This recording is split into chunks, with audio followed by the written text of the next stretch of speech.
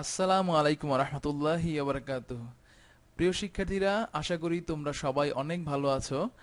আজ আমি তোমাদেরকে বলে দিব যে কিভাবে একটি স্ট্যান্ডার্ড পাই চার্ট লেখা যায় এবং যে পাই চার্টটি লিখলে বা এইভাবে লিখলে তুমি একটি কনভিন্সিং স্কোর করতে পারবা পরীক্ষার হলে, যেমন 10-এর মধ্যে 8, 9 অথবা 10 এরকম। তোমার যদি লেখার কোয়ালিটি আরেকটু ভালো হয় তাহলে তুমি 10-এর মধ্যে 10ই পেয়ে যাবে। সো প্রিয় শিক্ষার্থীরা, একটি পাই চার্ট কিভাবে লিখতে হয় তা বোঝার জন্য ভিডিওটি শুরু থেকে শেষ পর্যন্ত না টেনে দেখবে। সো তোমরা এখনই খাতা কলম নিয়ে রেডি হয়ে যাও এবং আমি তোমাদেরকে এই ভিডিওর শেষে ডেসক্রিপশন বক্সে অবশ্যই একটি লিংক দিয়ে দিব, যে লিংকে ক্লিক করলে এই ভিডিওটির যে মানে সফট কপি, অর্থাৎ এই যে রাইটিংটা দেখতে পাচ্ছ সেটার একটি সফট কপি তোমরা পেয়ে যাবে। তো শিক্ষার্থীরা, তোমরা এখনই খাতা কলম নিয়ে রেডি হয়ে বসে যাও। প্রিয় শিক্ষার্থীরা, একটি স্ট্যান্ডার্ড পাই চার্টের অনেকগুলো স্টেপ থাকে বা কয়েকটি বৈশিষ্ট্য থাকে। তার মধ্যে প্রথম যে বৈশিষ্ট্যটি হচ্ছে সেটি হচ্ছে ইন্ট্রোডাকশন বা ভূমিকা। সো ইন্ট্রোডাকশনটা কি দেখো, এই যে নিচে একটু দেখো, এখানে তোমাদের প্রশ্নের মধ্যে এটা দেওয়া থাকবে, দ্য পাই চার্ট এরকম একটি দেওয়া থাকবে যে the pie chart below shows the percentage of transportation used by students to come to a school, এরকম লেখা থাকতে পারে। The describe the chart in 150 words, you should highlight and summarise the information given in the chart. এখানে বলেছে যে নিচের যে pie চার্টটি শোজ দেখায় the percentage of transportation used by students to come to a school, অর্থাৎ একটা স্কুলে স্টুডেন্টসরা আসার জন্য যে সকল ট্রান্সপোর্টেশন বা পরিবহন সেগুলো গ্রহণ করে সেটা পার্সেন্টেজ আকারে এখানে দেওয়া হয়েছে। যেমন এখানে দেওয়া হয়েছে যে 45% স্টুডেন্ট বাইসাইকেলে করে আসে, 15% স্টুডেন্ট হেঁটে আসে, 30% স্টুডেন্ট বাস ব্যবহার করে এবং 10% স্টুডেন্ট কার ব্যবহার করে স্কুলে আসে। তো এইটা এখানে দেওয়া হয়েছে এবং এখানে বলা হয়েছে যে ডিসক্রাইব দ্য চার্ট ইন 150 ওয়ার্ডস, 150 ওয়ার্ডে চার্টটি বর্ণনা করো। ইউ শুড হাইলাইট, তোমার উচিত হাইলাইট করা অর্থাৎ তুলে ধরা গুরুত্বপূর্ণ পয়েন্টগুলো, এবং সামারাইজ, এবং এই টোটালটাকে একটা সামারি বা একটা সারাংশে নিয়ে আসা, মানে মূল কথায় নিয়ে আসা দ্য ইনফরমেশন, এই তথ্যটাকে গিভেন ইন দ্য চার্ট, এই চার্টে দেওয়া হয়েছে। তো প্রিয় শিক্ষার্থীরা, তোমরা এই অংশটুকুকে কিভাবে লিখবে, এই অংশটুকুকে লেখার নামই হচ্ছে মানে ইন্ট্রোডাকশন করা। তো ইন্ট্রোডাকশন করার জন্য শুরুতে তুমি যে কাজটি করবে সেটা হচ্ছে এই যে বিলো কথাটি, এটি বাদ দিয়ে দিবে। দা পাই চার্ট বিলো, এই বিলো শব্দটি বাদ দিয়ে দিবে এবং এইটি বাদ দিলেই তোমার ইন্ট্রোডাকশনটি হয়ে যায় যদি শর্টকাটে, এবং এখান থেকে তুমি এই পর্যন্ত লিখবে, ঠিক আছে? বিলো কথাটি বাদ দিয়ে এখান থেকে শুরু থেকে এই পর্যন্ত লিখবে। যেমন the pie chart shows the percentage of transportation used by students to come to a school. এটাই হচ্ছে তোমার প্রথম লাইন বা ইন্ট্রোডাকশন, ঠিক আছে? তো ইন্ট্রোডাকশন লেখার জন্য আমাদের প্রথম কাজ সেটা হচ্ছে বিলো শব্দটি বাদ দেওয়া। ওকে, সো এটাই হচ্ছে প্রথম কাজ। আমরা তাহলে দেখলাম যে আমাদের ইন্ট্রোডাকশন কিভাবে লিখতে হয়। সো প্রিয় শিক্ষার্থীরা, আমরা আবার ফিরে যাই যে ইন্ট্রোডাকশন ছাড়া আর কি আছে। এবার আমরা দেখি ওভারভিউ, মানে লিস্টিং জেনারেল আইটেমস। প্রিয় শিক্ষার্থীরা, ধৈর্য ধরে তোমরা ভিডিওটি দেখবা, কারণ এই ভিডিওটি আমি যেভাবে তৈরি করেছি বা আমি এটা নিয়ে অনেক রিসার্চ করে তৈরি করেছি। এখন তোমাদের কাছে এই ওয়ার্ডসগুলো নতুন লাগতে পারে, বাট এগুলোই সার্বজনীন বা ইউনিভার্সাল ওয়ার্ডস বা ইউনিভার্সাল সিস্টেম, ঠিক আছে? সো ভিডিওটি বড় হতে পারে, কিন্তু কষ্ট করে দেখলে তোমার মিস যাবে না। সো ওভারভিউটা কি বা লিস্টিং জেনারেল আইটেমসটা কি, এটা তুমি দেখো। এটা হচ্ছে এখানে আমাদের এই যে পাই চার্টটি আছে, এই পাই চার্টটির মধ্যে কি কি লিস্টে আমরা কি কি মানে এখানে কন্টেন্টস গুলো কি কি আছে। যেমন দেখো, এখানে বাইসাইকেল আছে, বাইসাইকেল, তারপরে ওয়াকিং, বাস বা কার, এগুলো হচ্ছে আমাদের লিস্টের একটা অংশ। তোমরা যখন বাজার করতে যাও তখন তোমরা মাছ, সবজি, তারপরে চাল, ডাল এরকম কেনো। সো একইভাবে এই আমাদের পাই চার্টের মধ্যে লিস্ট করা আছে যে এই লিস্টে কোন কোন আইটেম আছে। যেমন বাইসাইকেল একটা আইটেম, ওয়াকিং, বাস এবং কার, এগুলো হচ্ছে আইটেমস। সো এই আইটেমস গুলোকে লিস্ট করাটার নামই হচ্ছে লিস্টিং বা ওভারভিউ। তো ওভারভিউ কিভাবে লিখতে হয় আমরা সেটা দেখবো এখানে। এরপরে আমাদের ওভারভিউতে সাধারণত কি থাকে, এখানে দেখো যে আমরা শর্টকাটে যদি বোঝানোর চেষ্টা করি যে অ্যাকর্ডিং টু দ্য চার্ট এটা লেখা যায়, বা এরকম করে লেখার পরে যে দেয়ার আর 4 সেক্টরস, 4 হতে পারে, 5 হতে পারে, 6 হতে পারে, কতগুলো সেক্টর এখানে আছে সেটা বর্ণনা করা, এবং সেই সেক্টরগুলো কি কি, যেমন সেই সেক্টরগুলো হচ্ছে ওয়াকিং, তারপরে তোমার রিক্সা, তারপরে আর অন্যান্য আর যেগুলো আছে, যেমন ধরো এখানে এখানে দেওয়া আছে বাইসাইকেল, কার, বাস, এগুলো হচ্ছে লিস্ট করা। তো আমার এখানে লিস্টে কি কি আছে, কয়টা আইটেম আছে এবং কি কি আছে, এটা এটা বলাই হচ্ছে ওভারভিউ। প্রিয় শিক্ষার্থী, আমি আবার বলছি যে আমাদের এই যে পাই চার্টটি দেখতে পাচ্ছ, এই পাই চার্টের মধ্যে কয়টা আইটেম আছে এবং কি কি আইটেম আছে, এটা বলার নামই হচ্ছে লিস্টিং বা ওভারভিউ। এই ওভারভিউ অংশটি খুব সহজ, এবং এখানেও দুইটি সেন্টেন্স লেখা যায়। তোমাকে মোট 150 ওয়ার্ডের একটি পাই চার্ট লিখতে বলা হয়েছে, তো তোমাকে সব মিলিয়ে হিসাব করলে 10 থেকে 12টি সেন্টেন্স লিখতে হবে। তো এখান থেকে এই ওভারভিউ অংশে দুইটি সেন্টেন্স খুব সহজেই লেখা যায়, যে এখানে আমাদের এখানে কয়টা সেক্টর আছে দেখতে পাচ্ছ, এখানে 4টা সেক্টর আছে এবং সেই সেক্টরগুলো কি কি, এটাই হচ্ছে লিস্টিং। সো এটা খুব কঠিন কিছু না প্রিয় শিক্ষার্থীরা। আমরা লিস্টিং এর পরে আমাদের 3 নাম্বার পয়েন্টে চলে যাই, সেটা হচ্ছে হাইলাইট। দেখো হাইলাইটে কি থাকে, আমাদের এই যে পাই চার্টটি দেখতে পাচ্ছ, এই পাই চার্টটির এখানে আমাদের কয়েকটা পয়েন্ট আছে, যেমন হাইয়েস্ট, তারপরে লোয়েস্ট এবং difference between highest and lowest. দেখো আমি আবার বলছি, highest, lowest and difference between highest and lowest. দেখো এই যে পাই চার্টটি, এর মধ্যে হাইয়েস্ট কোনটা আছে, বাইসাইকেল, আর লোয়েস্ট আছে হচ্ছে কার, এবং বাইসাইকেল হচ্ছে 45% এবং কার হচ্ছে 10%। তো 45% এবং 10%-এর মধ্যে যে ডিফারেন্স আছে, সেই ডিফারেন্সটাও তুলে ধরতে হবে। তাহলে হাইয়েস্টকে আর দেখো প্রিয় শিক্ষার্থীরা, এই যে আমি আবার দেখাচ্ছি, হাইয়েস্টকে আর হচ্ছে লোয়েস্টকে, এবং হাইয়েস্ট এবং লোয়েস্টের মধ্যে তফাৎ কতটুকু সেটাই তুলে ধরতে হবে এই অংশে। ঠিক আছে, তাহলে এই অংশটির নাম হচ্ছে তোমার হাইলাইট। এই হাইলাইট এই অংশ দিয়েও 2 থেকে 3টি সেন্টেন্স লেখা যায়। ঠিক আছে, 3টি সেন্টেন্স খুব সহজেই লেখা যায় এই অংশ দিয়ে। সো একটু প্র্যাকটিস লাগবে, অর্থাৎ একদিনে বা একটা ভিডিও দেখে একদম খুব সহজেই মানে পারা যায় ব্যাপারটা এমন না, মানে আরেকটু চেষ্টা করতে হবে। আমি এই ভিডিওটা দিয়েছি, এই ভিডিওটি তোমার গাইডলাইন হিসেবে তুমি রাখতে পারো। এই ভিডিওটি একটি গাইডলাইন হিসেবে তুমি মানে যদি পড়তে পারো বা পড়তে চাও, দেখতে চাও, সেক্ষেত্রে ভিডিওটি দেখো এবং এটাকে গাইডলাইন হিসেবে নিয়ে তুমি আরো প্র্যাকটিস করো। প্র্যাকটিস করলে তুমি ভালো কিছু করতে পারবে। তাহলে হাইলাইট দিয়ে আমরা কিন্তু হাইয়েস্ট দিয়ে একটা সেন্টেন্স হবে, ঠিক আছে, হাইয়েস্ট দিয়ে একটি সেন্টেন্স হবে, তারপরে লোয়েস্ট দিয়ে আমাদের আরেকটি সেন্টেন্স হবে, এবং হাইয়েস্ট আর লোয়েস্টের মধ্যে যে তফাৎ, ঠিক আছে, হাইয়েস্ট এবং লোয়েস্টের মধ্যে যে তফাৎ, সেটি দিয়ে আমাদের আরেকটি সেন্টেন্স হবে। এটাই হচ্ছে আমাদের এই হাইলাইট। সো হাইলাইটের মাধ্যমে আমরা 3টি সেন্টেন্স লিখতে পারি। ঠিক আছে, সো এটা তো গেল। এরপর দেখো আমাদের বডির প্রসঙ্গ আসে, যে আমাদের এই বডিটা কি, সেটা হচ্ছে দেখো ডিসক্রাইবিং দ্য গ্রাফ চার্ট। এই গ্রাফ চার্টটি বর্ণনা করা the specific feature in 2 paragraphs. 2 থেকে 3টা প্যারাগ্রাফে আমরা দেখতে পাচ্ছি যে এটা আমাদের স্পেসিফিক ফিচারগুলো বর্ণনা করতে হবে। এরপর দেখো আমাদের বলা আছে যে কম্পারিজন। কম্পারিজন মানে কি, তুলনা। Comparison among different fields. প্রিয় শিক্ষার্থী, এটা খুবই গুরুত্বপূর্ণ এই পার্টটি দেওয়া। ঠিক আছে, দেখো এটা কি রকম, এই যে আমি দেখাচ্ছি, এই যে বাইসাইকেল, তারপর ওয়াকিং, বাস এবং কার, এগুলো প্রত্যেকটি এক একটা ফিল্ড, এবং এই এক একটা ফিল্ডের মধ্যে কম্পারিজন করতে হবে। কম্পারিজন মানে হচ্ছে তুলনা। যেমন বাইসাইকেল 45%, ওয়াকিং হচ্ছে 15%, তাহলে 45%-এর সাথে 15%-এর একটা তুলনা করতে হবে। আবার এই যে ওয়াকিং এর সাথে বাসের তুলনা, যেমন ওয়াকিং 15%, বাস হচ্ছে 30%, তো এর মধ্যে একটা তুলনা। আবার বাসের সাথে কারের তুলনা। সো এই যে যে সম্পর্কিত যে আইটেমগুলো আছে, এর মধ্যে এক একটার সাথে একটা তুলনা করতে হবে। ঠিক আছে, এটাই হচ্ছে কম্পারিজন। হ্যাঁ, এবং ডিফারেন্ট ফিল্ডস।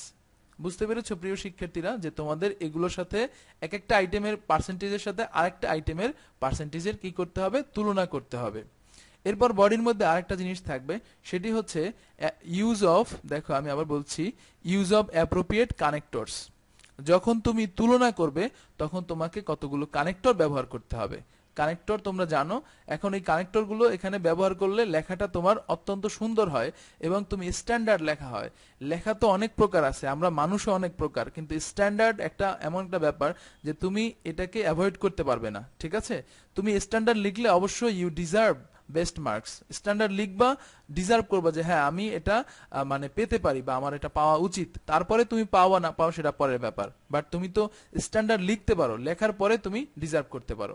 সো দেখো এখানে কিন্তু তোমাকে অবশ্যই অ্যাপ্রোপ্রিয়েট কানেক্টর বসাতে হবে। সো প্রিয় শিক্ষার্থীরা, কি কি কানেক্টর ব্যবহার করা যায় সেটা কিন্তু আমরা দেখতে পারি এখান থেকে।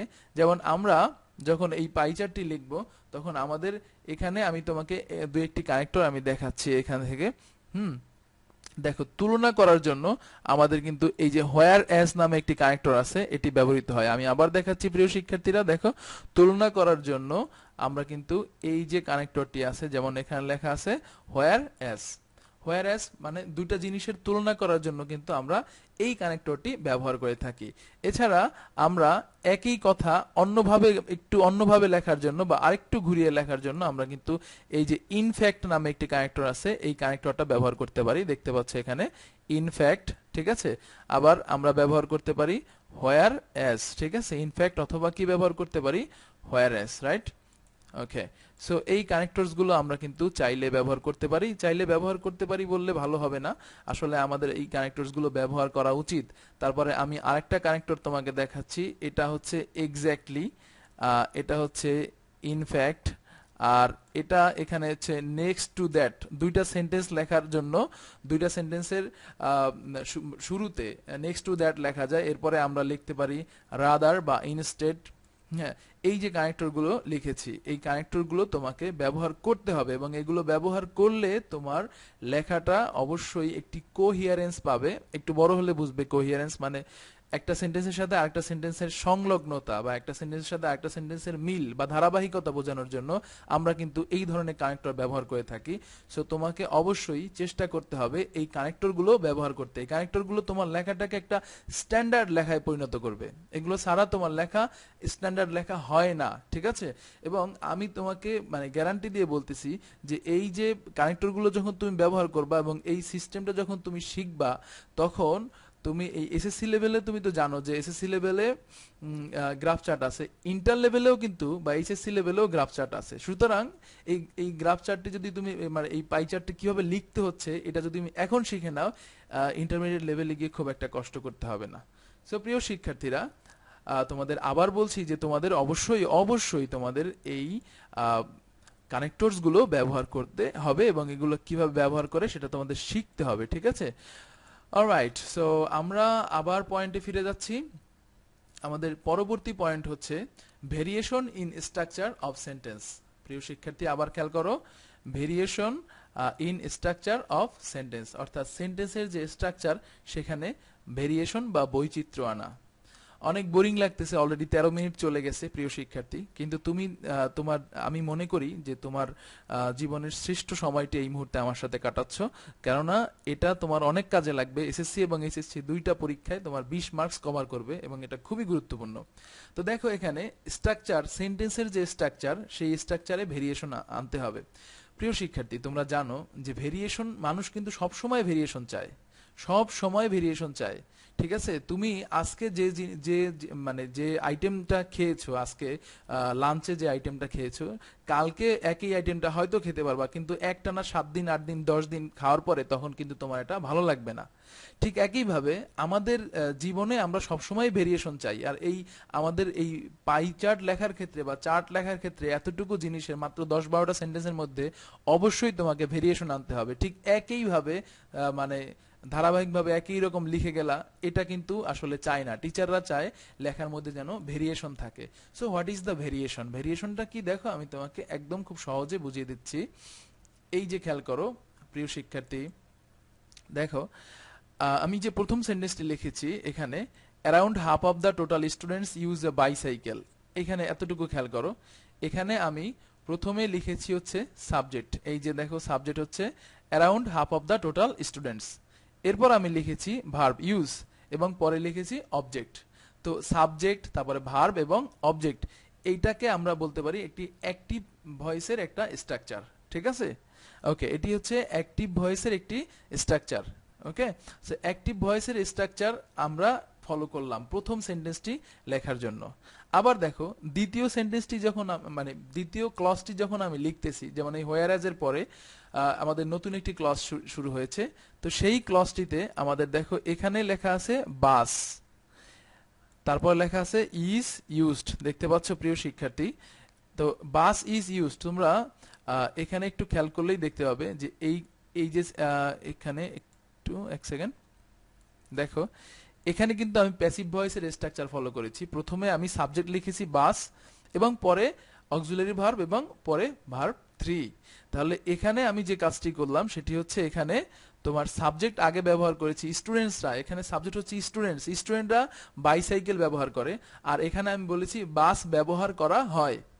যারা মানে একটু খেয়াল করতে পারো বা যারা ভালো রেজাল্ট করতে চাও, তাদের তাদের থেকে এখান থেকে তাদের অনেক কিছু শেখার আছে। এই সেন্টেন্সটা, দুইটা সেন্টেন্স, একটা হচ্ছে অ্যাক্টিভ ভয়েসে লেখা আর পরেরটা হচ্ছে প্যাসিভ ভয়েসে লেখা, ঠিক আছে? সো এই অ্যাক্টিভ ভয়েস এবং প্যাসিভ ভয়েসের মাধ্যমে তুমি জাস্ট সেন্টেন্সের স্ট্রাকচারে কিছুটা ভেরিয়েশন আনলা, এটাই খুব ইম্পর্টেন্ট। সেন্টেন্সের কিন্তু তোমাকে ভেরিয়েশন আনতে হবে প্রিয় শিক্ষার্থী। এইখানে আমি আরেকবার তোমাকে দেখাচ্ছি, দেখো প্রথম যে সেন্টেন্সটি আছে এই সেন্টেন্সটিতে সাবজেক্ট হচ্ছে ব্যক্তি, হ্যাঁ, যেমন স্টুডেন্টসরা তা ব্যবহার করে বাইসাইকেল। আর দ্বিতীয় যে ক্লজটি আমি লিখেছি, এই দ্বিতীয় ক্লজটিতে এখানে দেখো, এই দ্বিতীয় ক্লজটিতে আমাদের সাবজেক্ট হচ্ছে বাস, ঠিক আছে? প্রথম ক্লজের সাবজেক্ট হচ্ছে স্টুডেন্টস আর দ্বিতীয় ক্লজের সাবজেক্ট হচ্ছে বাস, বাস ব্যবহৃত হয়, আর এখানে বলেছি স্টুডেন্টরা বাইসাইকেল ব্যবহার করে।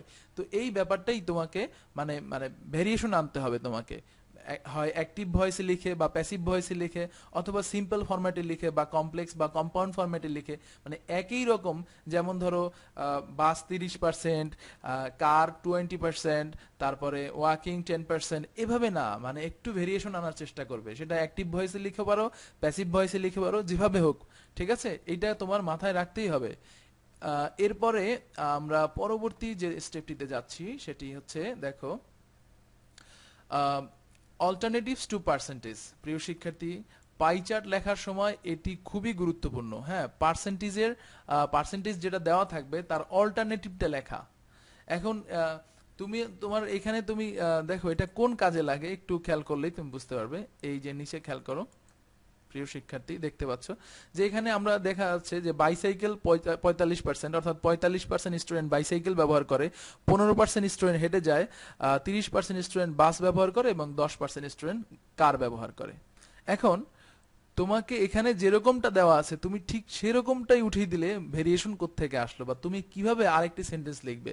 তোমাকে তো 150টা ওয়ার্ড লিখতে হবে।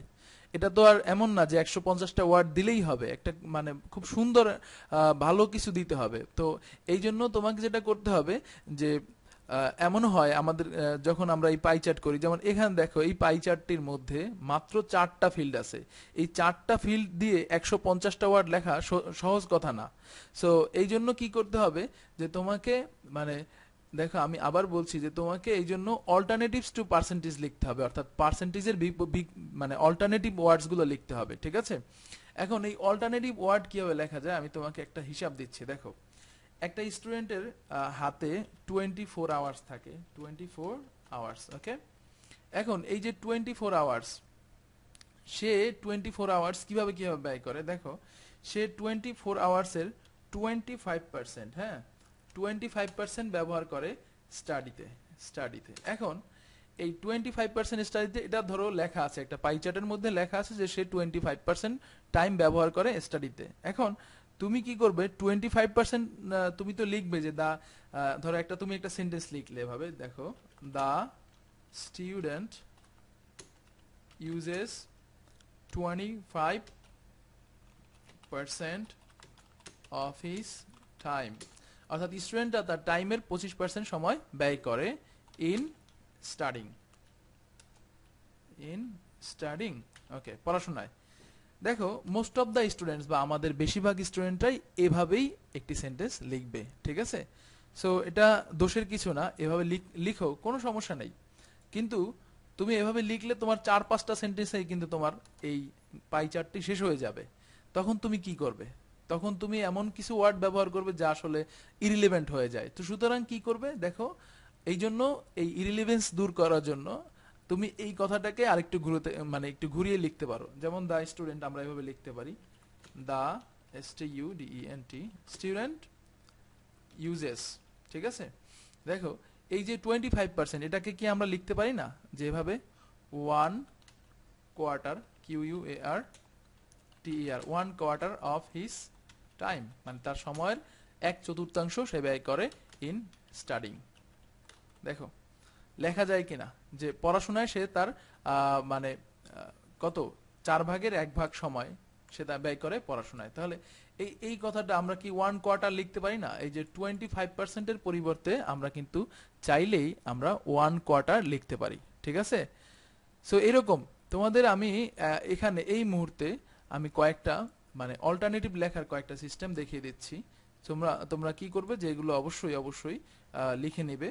ঠিক আছে, দেখো যদি 25% থাকে, ঠিক আছে 25% যদি থাকে সেক্ষেত্রে আমরা সেটা ইকুয়াল টু আমরা কি লিখতে পারি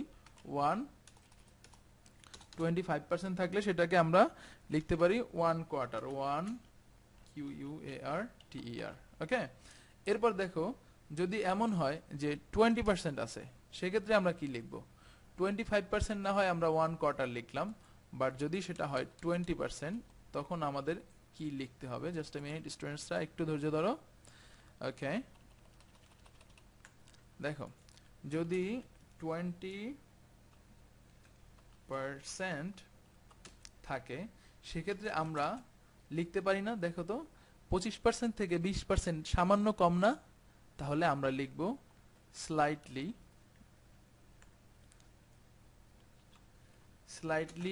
লেস দেন আ QUARTER, অর্থাৎ এ কোয়ার্টারের থেকে সামান্য কম, এটা হচ্ছে 20%, মানে 1/4 থেকে সামান্য কম, এটাকে আমরা বলতে পারি slightly less than a quarter. Alright, so প্রিয় শিক্ষার্থীরা তোমাদের সুবিধার জন্য আমি আরেকটা কাজ করতে পারি, তোমরা যদি একটু ধৈর্য ধারণ করো তাহলে তোমরা এটি বুঝতে পারবে। সেটি কি দেখো, জাস্ট আ সেকেন্ড, আমরা লিস্টিং এর জন্য কয়েকটা ওয়ার্ড ব্যবহার করি আমরা একটা, এই দেখো তাহলে আমরা 25% যখন দেখব তখন আমরা কি করব 25% থাকলে আমরা লিখব 1 কোয়ার্টার। অলরাইট, তারপরে আমরা যদি দেখি যে এমন হয় যে 20%, ঠিক আছে, সো 20% হলে আমরা কি লিখতে পারি slightly less than a quarter, তাই তো, মানে এক কোয়ার্টারের থেকে সামান্য কম, স্লাইটলি লেস, ঠিক আছে, সামান্য কম। এখন দেখো যদি এমন হয় যে 30%, ঠিক আছে 30% হলে তখন কি করবা, একটু চিন্তা করো, ব্রেনটা খাটাও, তাহলে কি লিখতে পারো SLIGHTLY slightly more than a quarter QUARTER, অর্থাৎ এ কোয়ার্টার মানে এ কোয়ার্টার হচ্ছে মানে 1/4, এর থেকে সামান্য বেশি, 30% সামান্য বেশি না। এবার দেখো যদি আসে 50%, ওকে, সো 50% হলে আমরা কিভাবে লিখবো, 50% হলে আমরা লিখতে পারি এক্স্যাক্টলি বা sharply SHARPLY sharply half HALF half, ঠিক আছে, সো শার্পলি বা এক্স্যাক্টলি হাফ আমরা লিখতে পারি। আবার দেখো যদি এমন হয় যে 60% হয়, ঠিক আছে 60% PERCENT 60% হলে মোর দেন হাফ, এটা আমরা লিখতে পারি। আবার যদি এমন হয় যে দেখো 75% তখন কিন্তু আমরা লিখতে পারি যে 3 কোয়ার্টার THREE 3 কোয়ার্টার। আমরা ছেলেরা 3 কোয়ার্টার পড়ি, তো সেখানে কিন্তু মানে ফুল প্যান্টটা পরা হয় না, অর্থাৎ 100% থাকে না, অর্থাৎ মানে 3/4 থাকে। সো 3 কোয়ার্টার মানে হচ্ছে 75%। তাহলে তুমি কিন্তু এই যে আমরা যে কথাটা আমি এখানে বুঝালাম সেটা হচ্ছে যে তোমার অল্টারনেটিভস টু পার্সেন্টেজ, অর্থাৎ পার্সেন্টেজের বিকল্প কথাগুলো লিখতে হবে, বিকল্প ওয়ার্ডস ব্যবহার করতে হবে, ঠিক আছে। সো আমরা এই 60% এটা তো লিখবই, বিকল্প হিসেবে আমরা মোর দ্যান হাফ, তারপরে 50% থাকলে শার্পলি হাফ, 30% থাকলে slightly more than a quarter, এই কথাগুলো আমরা লিখবো। এগুলো মানে একটা লেখার মধ্যে অনেক ভেরিয়েশন আনে এবং এগুলো লেখাটাকে স্ট্যান্ডার্ড করে। প্রিয় শিক্ষার্থীরা, তোমরা যখন উচ্চ শিক্ষার জন্য বিদেশে যাবা তখন তোমাদের আইইএলটিএস করতে হবে। তখন তোমাদের আইএলটিএস পরীক্ষায় এই পাই চার্টের ডেসক্রিপশন, মানে একটা পাই চার্ট দেওয়া হবে, সেটা ডিসক্রাইব করতে হবে। এবং আমি আজকে যেভাবে পড়াচ্ছি তুমি দেখবে যে সেই ব্রিটিশ কাউন্সিলের সেখানে ঠিক একইভাবে এই পড়াগুলো পড়াবে এবং এই একইভাবে তোমাকে বোঝাবে, ঠিক আছে। সো তুমি বুঝতেই পারতেছো যে এটা কতটা গুরুত্বপূর্ণ। তাহলে এরপর দেখো আর আরেকটা জিনিস তুমি খেয়াল করো যে একটা স্টুডেন্ট যখন 24 আওয়ার্স, একটা স্টুডেন্ট আমাদের প্রতিদিন আমাদের হচ্ছে 24 ঘন্টায় আমাদের একদিন, তো একটা স্টুডেন্টের হাতে যখন 24 আওয়ার্স থাকে এবং সে যদি বলে যে পাইচার্টে এরকম দেওয়া থাকে যে সে 25% সময় ব্যয় করে, তো 24 আওয়ার্সের 25% কত হয় হিসাব করো তো। 6 আওয়ার্স অর্থাৎ 6 ঘন্টা। তাহলে আমি কি বলতে পারি না যে সে 6 ঘন্টা সময় পড়াশোনা করে বা ব্যয় করে পড়াশোনার জন্য? মানে 25% তো তুমি বললা, তারপর তুমি সেটাকে বলতে পারো যে 1/4, অথবা তুমি এটাও বলতে পারো যে সে তার দৈনন্দিন সময়ের 6 ঘন্টা ব্যয় করে। এই যে 6 ঘন্টা মানে 24 ঘন্টাকে 25% করে তুমি 6 ঘন্টা বানিয়েছো, এটা তোমার ক্রিয়েটিভিটি এবং এটাই তোমার মানে ইউনিকনেস, মানে তুমি যে ইউনিক এবং তুমি যে নতুন কিছু পারো এবং তুমি যে দেখা গেছে আরেকটা সেন্টেন্স লিখতে পারবে এর মাধ্যমে। তোমাকে তো 150টা ওয়ার্ড লিখতে হবে। কি দিয়ে লিখবে 150টা ওয়ার্ড যখন তোমার হাতে মাত্র 4টা ঘর থাকে? তো তোমাকে কিন্তু এই ব্যাপারগুলো মাথায় রাখতে হবে, ঠিক আছে। এবং ইরিলিভেন্ট বা অপ্রাসঙ্গিক তো কিছু লেখা যাবে না। সেই জন্য এই মানে 24 ঘন্টাকে 25% হিসেব করে 6 ঘন্টা বানাতে হবে বা 6 এরকম মানে হিসেব করে তারপরে মানে লিখতে হবে। তুমি কিন্তু চাইলেই আরেকটা সেন্টেন্স বানাতে পারো এইভাবে, এই উপায়ে যে সে 6 ঘন্টা সময় ব্যবহার করে, ঠিক আছে। আমরা এইভাবে লিখতে পারি, the student uses 25% of his time in studying, which is, আমরা এইভাবে লিখতে পারি না, হুইচ ইজ দেখো ইকিউ ইকুইভ্যালেন্ট টু 6 আওয়ার্স, যা কিনা 6 ঘন্টার সমান, ঠিক আছে। এখন এই কথা কিন্তু আমরা লিখতে পারি। তো এইভাবে কিন্তু আমরা সেন্টেন্সটিকে আমরা মানে লেনদেন করতে পারি, আরেকটু বড় করতে পারি। আচ্ছা, এরপর দেখো আমাদের পরবর্তী যে বিষয়টি আছে সেটি কি দেখি। আমাদের পরবর্তী হচ্ছে অ্যাভয়েডিং রিপিটেশন অফ সেম ওয়ার্ডস, অর্থাৎ একই ওয়ার্ড বারবার ব্যবহার করা যাবে না। আর আমাদের পরবর্তী সিস্টেম হচ্ছে ইউজিং সিনোনিমস বা সিনোনিম ব্যবহার করতে হবে, ঠিক আছে। একই ওয়ার্ড বারবার ব্যবহার না করে আমাদের সিনোনিম ব্যবহার করতে হবে। আর এটা হলো আমাদের বডি। এরপর আমাদের যে অংশটুকু আছে সেটা হচ্ছে কনক্লুশন বা কনক্লুশন মানে কি, উপসংহার। সেখানে কি করতে হবে, summarise the whole chart in a few sentence, মানে কয়েকটা সেন্টেন্সে সমগ্র চার্টটাকে সামারাইজ করতে হবে। সেটা 2-3টা সেন্টেন্স হতে পারে। সো এখানে আন্তর্জাতিক নিয়ম অনুযায়ী এখানে তোমার ব্যক্তিগত কোনো মতামত দেওয়া যাবে না। তবে বাংলাদেশের যে সকল বই আছে সবগুলো বইয়ে মানে ব্যক্তিগত মতামত দিয়ে ভরে রাখছে। এখন আমি আমার এখানে মানে আমি পার্সোনালি আমি আবির, আমি এখানে কোনো মতামত দিতে চাই না। আমি বলবো যে এখানে টোটালটা যেটা আছে সেটার একটা সামারি করে দিবা। পার্সোনাল মতামত তো এখানে চাইনি, চাওয়া হয়নি, ঠিক আছে। সুতরাং কেন দিবা? সো এই হচ্ছে ব্যাপার। এখন দেখো, তাহলে আমি এই যে তোমাদের সুবিধার্থে এই যে গ্রাফ চার্টটি আছে বা পাই চার্টটি আছে সেটিকে আমি ডেসক্রাইব করার চেষ্টা করতেছি। আমি যে নিয়মগুলো বললাম সেই নিয়মগুলোর আলোকে দেখো, নিয়মগুলো আরেকবার বলি। প্রথমে ইন্ট্রোডাকশন থাকে, তারপর হচ্ছে ওভারভিউ থাকে, অর্থাৎ আইটেমগুলোর নাম লিখতে হয়। তারপর হচ্ছে হাইলাইট থাকে যে হাইয়েস্ট কোনটা, লোয়েস্ট কোনটা, এবং হাইয়েস্ট এবং লোয়েস্টের মধ্যে তফাৎটা লিখতে হয়। তারপর হচ্ছে বডি, অর্থাৎ বডির মধ্যে কি কি থাকে, যে টোটালটাকে 2টা প্যারাগ্রাফ বা 3টা প্যারাগ্রাফে লেখা যেতে পারে। তারপর হচ্ছে বিভিন্ন ফিল্ডের মধ্যে তুলনা করতে হবে, যেমন ওয়াকিং, তারপরে সাইক্লিং বা এরকম কিছু, সাইক্লিং না দুঃখিত, সাইকেল ব্যবহার করে যারা, বাইসাইকেল ব্যবহার করে, তারপর হচ্ছে কার, এই যে ফিল্ড আছে, যেমন এই যে পাই চার্টটি দেখতে পাচ্ছ এর মধ্যে 4টা ফিল্ড আছে। তো এর মধ্যে তুলনা করতে হবে একটার সাথে আরেকটার। এরপরে আরেকটা কথা বলছে যে তুলনা করার সময় তোমাকে অ্যাপ্রোপ্রিয়েট কানেক্টর ব্যবহার করতে হবে। তারপরে যখন তুমি সেন্টেন্সগুলো লিখবা তখন সেন্টেন্সে ভেরিয়েশন আনতে হবে, অর্থাৎ সেন্টেন্সে ভেরিয়েশন বলতে আমি যেটা বোঝাচ্ছি সেটা হচ্ছে অ্যাক্টিভ ভয়েসে একটা সেন্টেন্স লিখতে পারো, আরেকটা সেন্টেন্স প্যাসিভ ভয়েসে লিখতে পারো, একটা সিম্পল একটা কমপ্লেক্সে লিখতে পারো যদি তোমার সামর্থ্য থাকে ওরকম সেন্টেন্স লেখার। তারপর একটা কথা বলছে যে অ্যাভয়েড অল্টারনেটিভস টু পার্সেন্টেজ, অর্থাৎ পার্সেন্টেজের অল্টারনেটিভ ওয়ার্ডসগুলো ব্যবহার করতে হবে। তারপর হচ্ছে একই ওয়ার্ড বারবার ব্যবহার করা যাবে না এবং সিনোনিম ব্যবহার করার চেষ্টা করতে হবে। আর কনক্লুশনে কি করতে হবে, যে হোল চার্টটাকে সামারি করতে হবে, এখানে কিন্তু ব্যক্তিগত মতামত দেওয়ার কথা বলেনি। ওকে, সো প্রিয় শিক্ষার্থীরা আমরা এই চার্টটি দেখি। The pie chart below shows the percentage of transportation. নিচের পাই চার্টটি দেখাচ্ছে ট্রান্সপোর্টেশন বা পরিবহনের percentage used by students to come to school, অর্থাৎ স্কুলে আসার জন্য একটা স্কুলে আসার জন্য স্টুডেন্টরা কোন কোন পরিবহন ব্যবহার করে তার একটা পার্সেন্টেজ দেওয়া আছে। 150 ওয়ার্ডে এটি বর্ণনা করো এবং হাইলাইট করো, সামারাইজ করো। দেখো দ্য পাই চার্ট, আমরা এইখানে এই যে এখানে আমরা লিখতে পারি শোস লিখতে পারি, আমরা রিপ্রেজেন্টস লিখতে পারি, ডেসক্রাইবস লিখতে পারি, ইলাস্ট্রেটস লিখতে পারি, প্রোভাইডস ইনফরমেশন অ্যাবাউট লিখতে পারি। তো আমরা অনেক কিছু লিখতে পারি চাইলে। এখন তুমি কোনটা লিখবা? তুমি যদি খুব জেনারেল স্টুডেন্ট হয়ে থাক, খুব সাধারণ, মানে কোনো পরিশ্রম করতে চাও না, অলস, সেক্ষেত্রে তুমি চাইলে এই পর্যন্ত লিখতে পারো। অর্থাৎ তুমি এখানে কিন্তু চাইলে শোজ কথাটা লিখতে পারো তুমি যদি খুব নর্মাল বা সাধারণ স্টুডেন্ট হও। আর তুমি যদি না মনে করো যে না আমার লেখাটাকে আরেকটু কোয়ালিটি বা আরেকটু স্ট্যান্ডার্ড করতে হবে, সেক্ষেত্রে তুমি represents, describes, illustrates, provides information about এগুলো লিখতে পারো। লেখার পরে তোমাকে বিষয়টা লিখতে হবে। বিষয়টা কি? এখানে বিষয়টা হচ্ছে এই যে দেখো, transportation used by students to come to a school, এটা হচ্ছে বিষয়, এটা তুমি লিখতে পারো।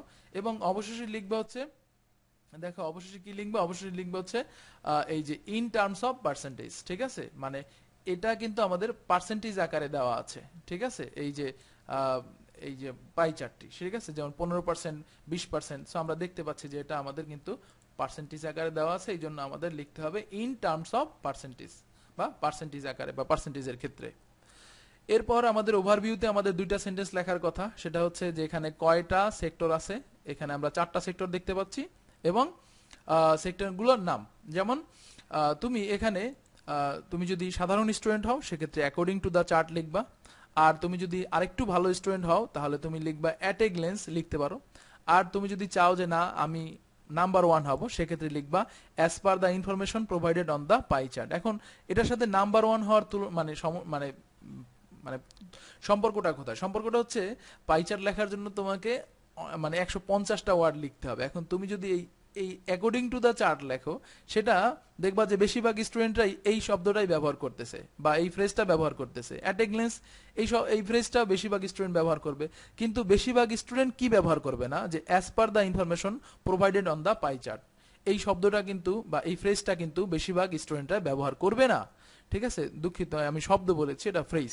তাহলে এই ফ্রেজটা কিন্তু বেশিরভাগ স্টুডেন্ট ব্যবহার করবে না। এটা যখন তুমি ব্যবহার করবা ডেফিনেটলি ইনস্ট্যান্টলি তোমার টিচার তোমার উপরে মানে কি বলে, মানে তোমার লেখার উপরে, দুঃখিত, তোমার লেখাটা পছন্দ করে ফেলবে, এইরকম আর কি।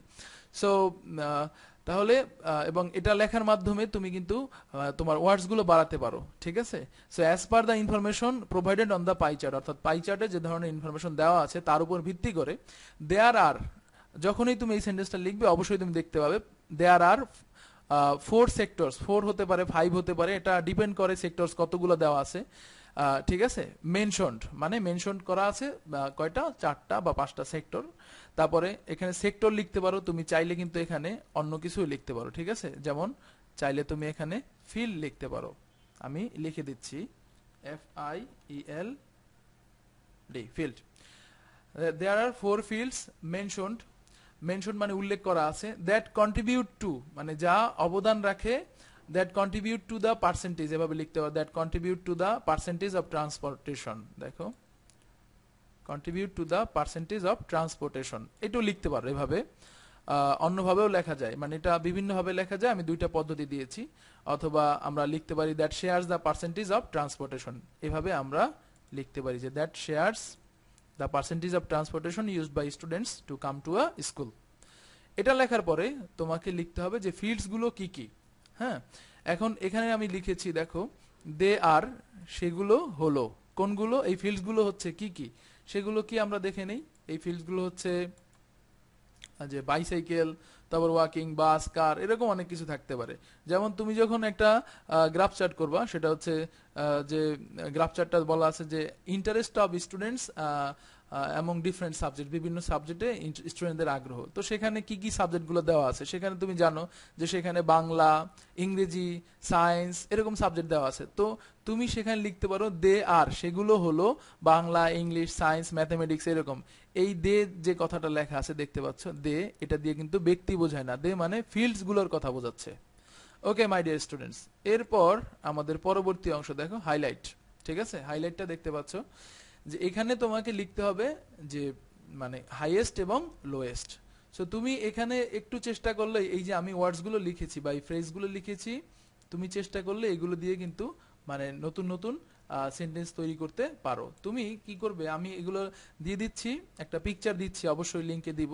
তুমি ওই পিকচারটা দেখে দেখে নতুন নতুন সেন্টেন্স তৈরি করে আমাকে দেখাবে। ঠিক আছে, এটা আমার আর বোঝাতে হচ্ছে না। তুমি এখানে একটা, এই যে দেখো, এই যে এই অংশে তুমি চাইলে এই অংশে একটা সাবজেক্ট লিখতে পারো। যেমন লোয়েস্ট কার আছে, আমরা এখানে হয়তো দেখতে পাচ্ছি, একটু এক সেকেন্ড প্রিয় শিক্ষার্থী, লোয়েস্ট যেটা আছে, লোয়েস্ট হচ্ছে 10 কার। তো তুমি কিন্তু এখানে লিখতে পারো যে এই যে শূন্যস্থানটা লেখা আছে, এখানে লিখতে পারো কার হোল্ডস দ্য লোয়েস্ট পজিশন, অথবা এখানে তুমি লিখতে পারো কার হ্যাজ দ্য লোয়েস্ট পজিশন। ঠিক আছে, এভাবে তুমি কিন্তু করতে পারো। এরপরে হাইয়েস্ট যেটা, সেটা হাইয়েস্টের কথাটা তুমি এখানে লিখবা 5 নাম্বার সেন্টেন্সে, যে কোনটা হাইয়েস্ট। ঠিক আছে, যেমন এখানে আমি লিখতে পারি যে হাইয়েস্ট হচ্ছে আমাদের বাইসাইকেল, তো আমরা লিখতে পারি bicycle made up the bicycle made up the biggest part of the chart. ঠিক আছে, অথবা bicycle was the largest segment, মানে এরকম তুমি লিখে মানে মানে হাইয়েস্ট এবং লোয়েস্টটা লিখতে পারো। ঠিক আছে, এবং পরবর্তী যে সেন্টেন্সটা লিখবা যে দ্য ডিফারেন্স মানে পার্থক্য, ঠিক আছে, between the highest and lowest percentage is dash percent, কত পার্সেন্ট সেটা তুমি বিয়োগ করে দিবা। যেমন এখানে হাইয়েস্ট হচ্ছে কোনটা, তুমি খেয়াল করো, হাইয়েস্ট হচ্ছে 45% আর লোয়েস্ট হচ্ছে 10%। তো এর মধ্যে যে তফাৎটা, সেটা তুমি সেই পার্সেন্টেজটা তুমি এখানে লিখে দেবে। এরপর বডি আমরা ডিসক্রাইব করব। দেখো এখানে আমরা জানি প্রিয় শিক্ষার্থী, খুব ইম্পর্টেন্ট, 45% হচ্ছে বাইসাইকেল। তো আমি 50% না লিখে আমি কিন্তু একটা ওয়ার্ড লিখেছি, সেটা হচ্ছে অ্যারাউন্ড হাফ। আমি দেখো, আমি কিন্তু 50% লিখিনি, আমি লিখেছি অ্যারাউন্ড হাফ। অ্যারাউন্ড মানে মানে কাছাকাছি। Around half of the total students, total স্টুডেন্টদের প্রায় অর্ধেকের মতো ইউজ বাইসাইকেল, তারা বাইসাইকেল ব্যবহার করে অ্যাজ এ মিনস, মিনস মানে হচ্ছে উপায়, আর অ্যাজ মানে হচ্ছে হিসেবে, অ্যাজ এ মিনস মানে উপায় হিসেবে, অফ গোয়িং টু স্কুল, স্কুলে যাওয়ার। অ্যান্ড ইট ইজ এক্স্যাক্টলি, এবং এটা এক্স্যাক্টলি 45%, মানে 45%। আমি কিন্তু আগেই লিখতে পারতাম, কিন্তু আমি সেটা লিখিনি, আমি অ্যারাউন্ড হাফ লিখেছি। এটাই হচ্ছে একটা আর্ট, শুধু লিখলেই তো হবে না, স্ট্যান্ডার্ড ভাবে লিখতে হবে। So and it's exactly 45%। এরপরে আমি কারেক্টর ব্যবহার করেছি, হোয়ার অ্যাজ বাস ইজ ইউজড, বাস ব্যবহৃত হয়। দেখো এই সেন্টেন্সটি কিন্তু প্যাসিভ ফর্মে লেখা আছে, বা এই ক্লজটি প্যাসিভ ফর্মে। Bus is used by slightly more than a quarter. ঠিক আছে, অর্থাৎ কোয়ার্টারের থেকে সামান্য বেশি। আমরা দেখতে পাচ্ছি বাস কত পার্সেন্ট, আমরা যদি একটু খেয়াল করি তাহলে আমরা দেখতে পাবো যে বাস কত percent. Just a minute my dear students, দেখো বাস হচ্ছে 30%, তাহলে এটা কিন্তু কোয়ার্টারের থেকে সামান্য বেশি। ঠিক আছে, so slightly more than a quarter of the total students. And bus covers, এই শব্দটা খুব গুরুত্বপূর্ণ প্রিয় শিক্ষার্থী। দেখো কভার্স, তারপরে শেয়ার্স, এই শব্দগুলো তুমি কিন্তু পাবা যখনই পাই চার্ট করবা। যেমন তোমাকে আমি এখানে একটা ডায়াগ্রাম দিয়েছি, তুমি এটা দেখে করতে পারো। তুমি যখন অন্যান্য পাই চার্ট গুলো করবা তখন দেখবা যে এই ওয়ার্ডস গুলো আসে। বাস কভার্স এক্স্যাক্টলি 30%, বাস কভার করে 30%, হুইচ ইজ, যা কিনা 15% লেস, যা কিনা 15% less than that of the percentage shared by bicycle. প্রিয় শিক্ষার্থী এখানে খেয়াল করো, এখানে আমি কিন্তু বাইসাইকেলের সাথে এই বাসের তুলনা দিয়েছি। ঠিক আছে, সো সো দেখতে পাচ্ছ, তাহলে which is 15% less than that of the percentage shared by bicycle, এভাবে তুমি লিখতে পারো। এরপরে আমি আরেকটি কানেক্টর ব্যবহার করেছি, সেটা হচ্ছে ইনফ্যাক্ট, প্রকৃতপক্ষে বাস স্ট্যান্ড সেকেন্ড। কোনো কিছুর পজিশনটা বোঝানোর জন্য আমরা স্ট্যান্ড ফার্স্ট বা স্ট্যান্ড সেকেন্ড এই কথাগুলো আমরা লিখতে পারি। প্রিয় শিক্ষার্থী আবার খেয়াল করো, প্রথম হলে স্ট্যান্ড ফার্স্ট, দ্বিতীয় হলে স্ট্যান্ড সেকেন্ড, এই কথাগুলো আমরা লিখতে পারি। In fact bus stand second compare to the, এই লাইনটা তুমি দেখবা অনেক জায়গায়, compare to the other available ways of transportation, অর্থাৎ তুলনা করলে অন্যান্য যে সকল ট্রান্সপোর্টেশন অ্যাভেলেবল আছে সেটার তুলনায় বাস হয়েছে সেকেন্ড। সো এই সেন্টেন্সটা দিয়ে তুমি অন্যান্য অনেক সেন্টেন্স ব্যবহার করতে পারবে, ঠিক আছে, মানে অন্যান্য অনেক সেন্টেন্স তৈরি করতে পারবে যে bus stand second compare to the other available ways of transportation. Okay, এরপরে দেখো আমাদের পরবর্তী যে লাইনটা আছে যে next to that, next to that মানে এরপরে, এরপরে কি আছে, another 15% students use no vehicle, অর্থাৎ আরো 15% স্টুডেন্ট আছে যারা কিনা কোনো গাড়ি ব্যবহার করে না টু গো টু স্কুল, স্কুলে যাওয়ার জন্য। তুমি এখানে কাম লিখতে পারো, প্রশ্নে কাম লেখা আছে, তবে গো লিখলে আমি মনে করি না কোনো সমস্যা আছে। সো রাদার, বরং, এই রাদার হচ্ছে একটি কানেক্টর বা ইনস্টেড, তার পরিবর্তে they come to school on foot, তারা স্কুলে আসে অন ফুট মানে পায়ে হেঁটে। এরপর আমাদের যেটি আছে সেটি দেখি, পরবর্তী লাইন 9 নাম্বার। প্রিয় শিক্ষার্থী দেখো এখানে আমি কি লিখেছি, দ্য রেস্ট, দ্য রেস্ট মানে বাকি অংশ, the rest of the students, বাকি ছাত্ররা ইউজ কার, তারা কার ব্যবহার করে, শেয়ারিং 10%, অর্থাৎ সেটা শেয়ার করতেছে 10%, and it holds the last position. প্রিয় শিক্ষার্থী তোমরা এখানে দেখো আমি একবার লিখেছি স্ট্যান্ড সেকেন্ড পজিশন, ঠিক আছে, আবার এখানে আমি লিখেছি হোল্ডস লাস্ট পজিশন। এইভাবে তুমি একটা মানে ভেরিয়েশন আনতে পারো, ঠিক আছে, প্রত্যেকটা সেন্টেন্সের মধ্যে। তো এটা লাস্ট পজিশন দখল করেছে ইন টার্মস অফ, এই শব্দটা তুমি বারবার পাবা, সেটা পাই চার্ট হোক, তারপরে গ্রাফ চার্ট হোক, যে ধরনের চার্ট হোক। তো ইন টার্মস অফ বা উইথ রেসপেক্ট টু মানে দিক দিয়ে, ইন টার্মস অফ বা উইথ রেসপেক্ট টু শব্দের অর্থ হচ্ছে দিক দিয়ে, in terms of the use of transportation used by the students, অর্থাৎ স্টুডেন্টদের ব্যবহৃত ট্রান্সপোর্টেশনের দিক দিয়ে তোমার এই যে কার সেটি লাস্ট পজিশন দখল করেছে। এরপর আমাদের কনক্লুশন লিখতে হবে। কনক্লুশনে আমি এভাবে লিখতে হয় আমি মনে করি যে from an analytical point of view, মানে একটি বিশ্লেষণধর্মী পয়েন্ট অফ ভিউ বা দৃষ্টিভঙ্গি থেকে it can be said that, এটা বলা যেতে পারে যে, এখন এখানে কি বলা যেতে পারে, এটা পড়ার পরে কি বলা যেতে পারে সেটা তুমি যদি পারতে চাও তাহলে তোমাকে আরো আরো বেশি বেশি প্র্যাকটিস করতে হবে, কারণ এখানে নিজের মনের কথা বলার কোনো সুযোগ নেই। এখানে তোমার এইটার মধ্যে যেটা দেওয়া আছে, অর্থাৎ এই পাই চার্টটির মধ্যে যা দেওয়া আছে তাই হিসেব করে তোমাকে এখানে মানে 2-3টা সেন্টেন্স লিখতে হবে। তা আমি মনে করি এই সেন্টেন্সগুলো লেখার জন্য তোমার আরো আরো বেশি বেশি পাই চার্টের প্র্যাকটিস করা দরকার, তাহলে তুমি বুঝতে পারবে। যেমন এই যে পাই চার্টটি আছে, দেখো বাইসাইকেল ব্যবহার করে 45% স্টুডেন্ট, 15% হেঁটে আসে, 30% বাস ব্যবহার করে এবং কার ব্যবহার করে 10%। এটা দেখে তুমি কিন্তু ধারণা করে নিতে পারো যে এই স্কুলটি একটি শহরে অঞ্চলে অবস্থিত, অর্থাৎ আরবান এরিয়ায় অবস্থিত, এবং এখানে 10% স্টুডেন্টরা কার ব্যবহার করে, তার মানে হচ্ছে যে কিছু রিচ স্টুডেন্ট আছে এখানে, তারা কার নিয়ে আসে।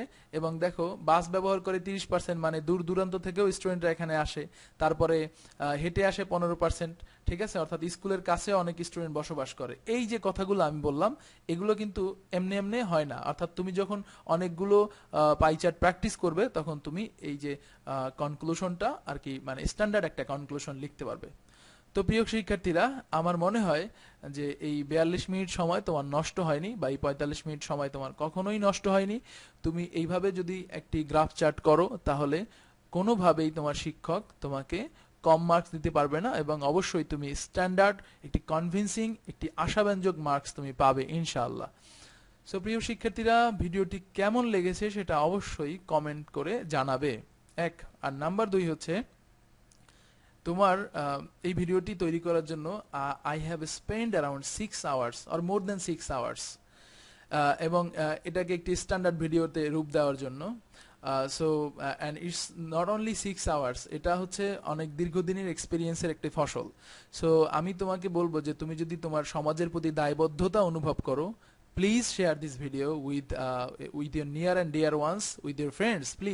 Please share this video with your friends, ঠিক আছে, অন সোশ্যাল মিডিয়া সব জায়গায় শেয়ার করতে পারো। ভিডিও ভালো লাগলে অবশ্যই লাইক করবে, এবং ভালো না লাগলে ডিসলাইক বাটনটি আছে সেখানে প্রেস করে অবশ্যই নিচে লিখে দিবে কেন ভালো লাগেনি এবং কি চাও।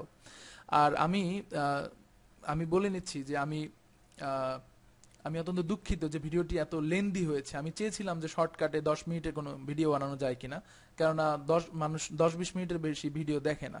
তা আমি তোমাদের বলবো যে যাদের ধৈর্য নাই 10 মিনিট মানে একটা ভিডিও, এই পাইচার্টের উপর মানে একটা ভিডিও ক্লাস বা একটা লেসন দেখার যাদের ধৈর্য নাই, যে 50 মিনিট বা 1 ঘন্টা তারা ধৈর্য ধরে দেখতে পারবে না, তাদের পাইচার্টের স্ট্যান্ডার্ডটা তেমনই হবে যেমনটা তারা আশা করে বা ডিজার্ভ করে। ঠিক আছে, তারা আশা করলেও কোনো লাভ নেই, কেননা মানে একটা জিনিসের জন্য, যে কোনো জিনিস পারফেকশন পাওয়ার জন্য সেটার পিছনে টাইম স্পেন্ড করতে হয়।